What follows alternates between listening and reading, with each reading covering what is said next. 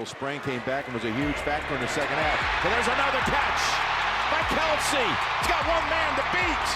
Kelsey tackled down at the 5-yard line. Morrow prevents. What is up, Chiefs Kingdom? Happy Tuesday. I'm Hayley Lewis, and this is Chiefs News Daily. It is Chargers week 4 for Kansas City. They're going to stay on the road, heading to Los Angeles for a Sunday afternoon game. In the meantime, we are going to talk with a Chargers beat reporter. She works for the LA Times. This is Thuc Nhi Nguyen. A good interview explaining a lot of the injury front coming out of Los Angeles. But first, we ask that you like and subscribe right here on the KCSN YouTube channel, and let's get into it.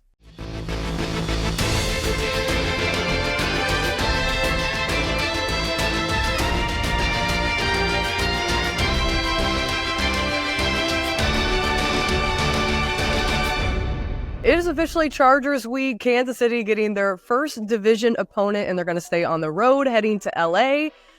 We got a lot to talk about. There's a lot going on. We've seen a suspension yesterday, so coming out on Monday, one of your top safeties, and then obviously quarterback Justin Herbert having some health issues as well. Offensive tackle having some issues. Is Joey Bosa going to play? There's a lot of things that are going to go into this one.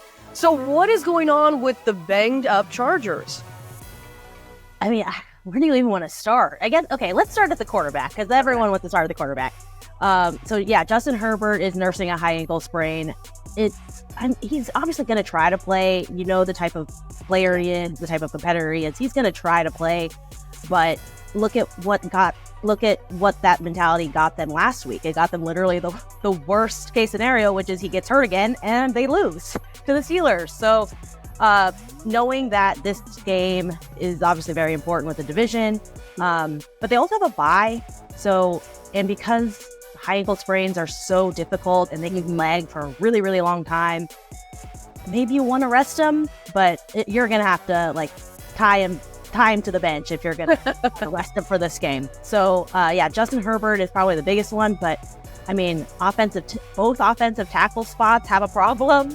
So the Chargers have tried to be a running team under new offensive coordinator Greg Roman, and that doesn't really work if you don't have an offensive line that functions, or you kind of need that.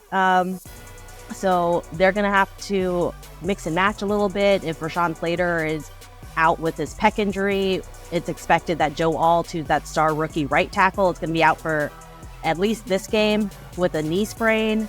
And then Derwin James is suspended because of repeated penalties. So he could appeal, and the appeal could be heard in time to reverse the decision. But as of now, he's not going to be playing either. And then Joey Bosa is nursing that hip injury. So it's not only that the Chargers are missing players, they're missing star players at major positions.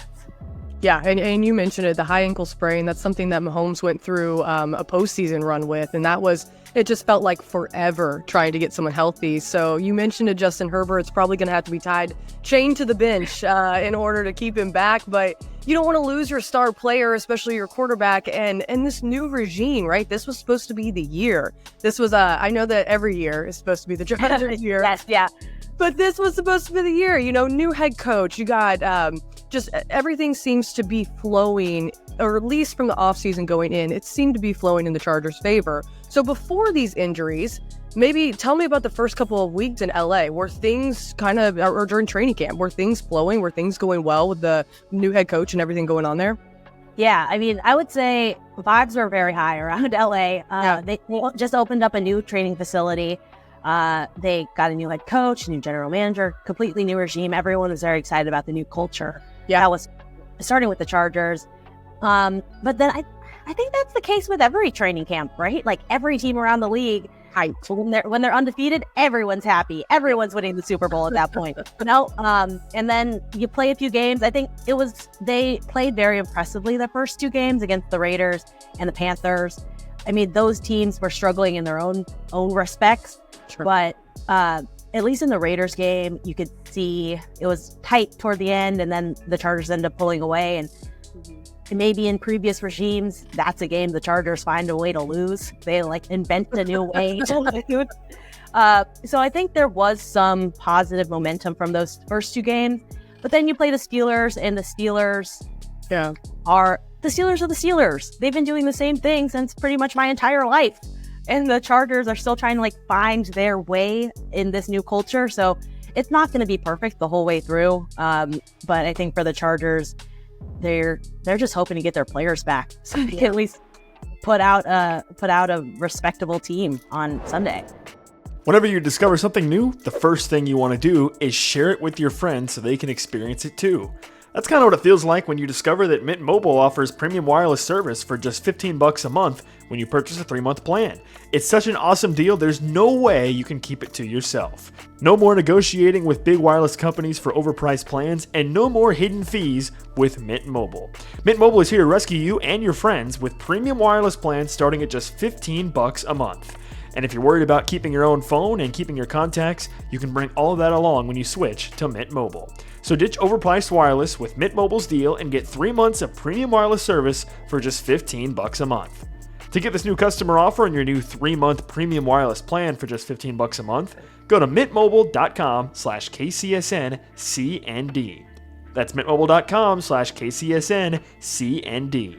Cut your wireless bill to $15 a month at mintmobile.com/KCSNCND. $45 upfront payment required, equivalent to $15 per month.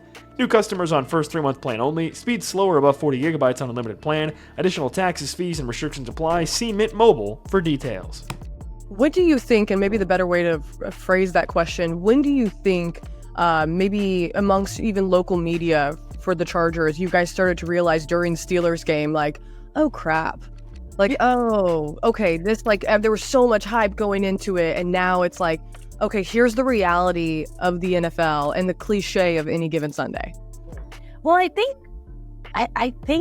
but we were just talking about this yesterday, that there are certain franchises, certain teams, and this is across all sports, right, that like one bad thing happens and then all the bad things just keep happening. And the Chargers feel like they're one of those teams. They haven't been able to figure out how to turn the tide. So I think, honestly, the way the third quarter started, they played pretty well the first half. But once the way the second half started, there was a sack. Rashawn Slater actually has to leave the game.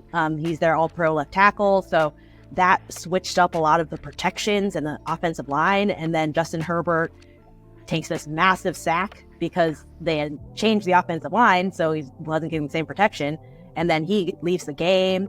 And then they have a terrible punt, and then the Steelers have a short field. And so at the beginning of the first half, things started piling up, and it was like, oh, okay, it's gonna be one of those weird games. Yeah.